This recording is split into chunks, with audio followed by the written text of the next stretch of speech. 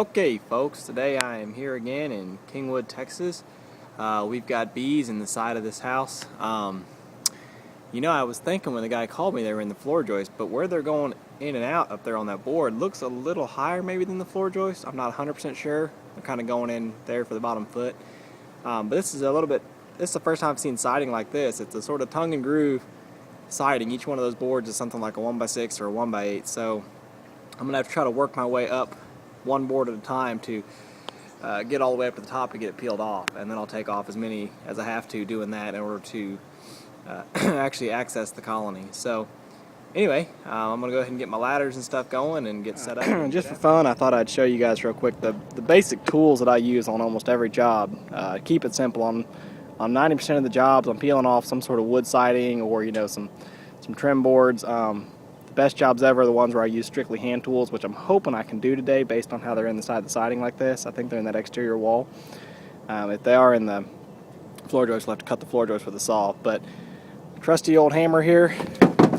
Whoops, go figure. Knock it off there when I'm trying to show y'all something.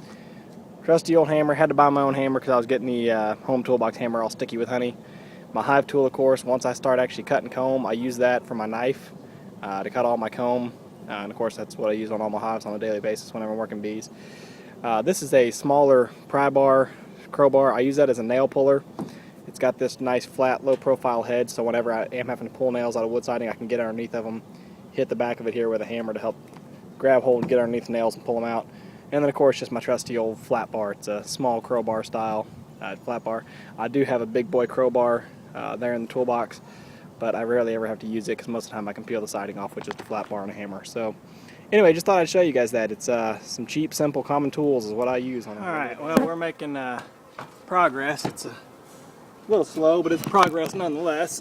I need to get my ladder stabilized before I start working because right now it's all rickety.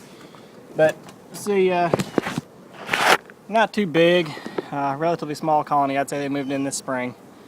Judging by the colors of the combs, they haven't been here too long. But yeah, that's it. And the siding was a booger trying to get off because it goes all the way up the house, and then at the top it had some double trim that was getting in my way. So anyway, I'm gonna cut this off and okay folks, so we'll just show you how it is now. Of course you can't see in the cavity because all my stuff's in the way, but I'll scamper up there so you can look. Oh, I got my outer cover sitting up here. I was using it for a tabletop, which that actually worked really well. But there's the cavity. No comb left, a little bit of scraps of wax and stuff that I've been working on cleaning up. But the problem I'm having is these bees are going all over the side of the house. They're checking things out all the way down there. They're checking stuff out all the way down here. And I don't know if it's because I'm blocking them or what, but long story short, I haven't caught the queen yet. And that's really giving me a hard time with them running around everywhere. I have sprayed a little bee quick, which is why you don't actually see them landing on the house now. They're just flying up beside the house. But they're not necessarily orienting to the vac box or anything like that, so I don't know. I really have no idea where she can be. I've never even seen her. So anyway, these are the combs that I cut out. Thought I'd do this a little different this time and try to remove all the combs, and then I'll cut them and put them all in the frames. But that's everything that I got out, plus I got maybe 10 or 15 pounds of honey. There's a construction crew here today helping remodel this house, so I gave them all that honey. They were all pretty happy to have it and take home to their wives and kids. So anyway, I've got an awful lot of brood here, so I would like to find this queen because she's laying a really good brood pattern. Based on the color of the combs and the consistency of them, I'd say this hive moved in this spring sometime as a swarm. They certainly haven't been here any longer than that. I don't know how many months ago, but they certainly haven't been here through a winter yet. But see a little bit of capped honey there up on top of those frames and on the top of these frames here, or top of these combs here.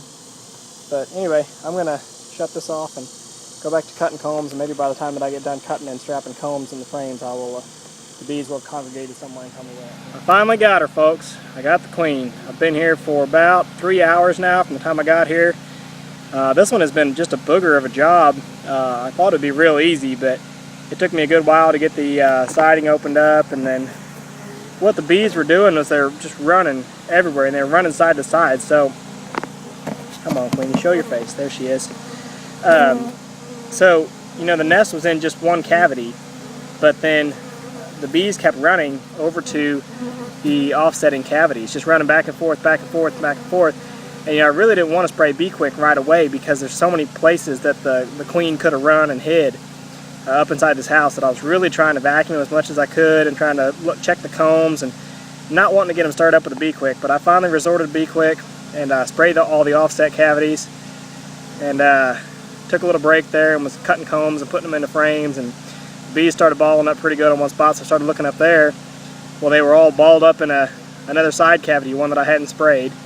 And so I was pulling handfuls of bees out of there looking for her, couldn't find her, and finally doused all that area down with Bee Quick, and finally found her crawling across the back of the original cavity. So anyway, I have got her caged, thank goodness. I was really starting to get worried, but I've got her caught, got her caged. So now I'm just going to go ahead and Bee Quick everything and get them set up. Alright, so we got it all cleaned up, and you'll have to excuse the background noise. We're doing some power washing, but just wanted to show you. That was the first screen box I pulled out, which probably got 3 or 4 pounds of bees in it. And this was the second screen box I pulled out, it's probably got about 2 or 3 pounds of bees in it. I'm going to take this one home that's fully sealed. I'm going to take it home and set it up somewhere where I know it's going to be good and cool, if that's possible. They haven't got hot on me yet. It's not nearly as hot today as it was when I did that job in the woodlands the other day, when I killed all the bees. But I'm going to take these home. I'm going to go ahead and shake these out here with the hive, so we've got enough worker bees to cover the frames and stuff that are in there. And yeah, take this one home and just set it somewhere in the shade where it's going to be nice and cool, because I don't know what the sun's going to do here today, but I know I've got spots at home where I know it'll stay cool. And then tonight, when I bring the hive home, I'll go ahead and reintroduce them then. But you can see for now what we've got. Got all my tools and stuff picked up. I've just got the hive sitting up here on top of the ladder. I set it out away from the house just a little bit. Normally you want to set as close as you can, but I set it out away. One, because I soaked that spot with Bee Quick and I don't want that to repel the bees from the hive itself. But 2, I don't want to come back tonight and I didn't want to come back and find a beard of bees between the box and the house, and then have to go to all sorts of crazy effort to get that cleaned up. So I've set it out. It's just about 3 feet out from the house. It's plenty close. The bees are orienting on it just fine. So like I said, I'm gonna shake that one box back in with them right now, and then I'm headed home. All right, folks, it's the evening of day 2 with these bees, and these are the ones I got out of the house with the high vertical siding that I did. Anyway, I just wanted to show you the queen here before I release her. She's in there. She still looks good, crawling around. And so we will go ahead and put her down here on the frame. See if we can't watch her walk out here somewhere. You know what? She already got away from us. I'll tell you, they're quick. But I wanted to say something about the resilience of the bees. Brought these bees home. I did this job yesterday.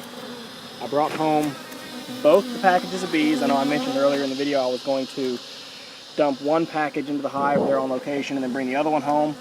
I ended up bringing them both home, putting them in the shade. It was fine because there were so many scouts returning that they were able to cover the comb in the time that I was gone away. So I brought both the packages home. I set them up in the shade, made sure they were out of any direct sun. We had a decent breeze yesterday and it wasn't really all that hot, only about 90 degrees. But what I did was, that's not going to focus on them.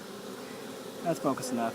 What I did, I brought them home, and I actually, at one point, spritzed them down with some water in the screen boxes just to give them some cooling effect. But they sat out there, and then we got a pop-up thunderstorm, and we got 1 8/10 of an inch of rain in about less than an hour. And I thought, man, those poor bees are going to get soaked, and I was waiting in the house. There was nothing I could do. I got home, and I ran out here. It was still pouring rain. I ran out, and I was going to throw some sort of cover over them, but then it dawned on me, you know, when bees swarm out, and they cluster up in a tree somewhere as a swarm, they are fully subject to the weather.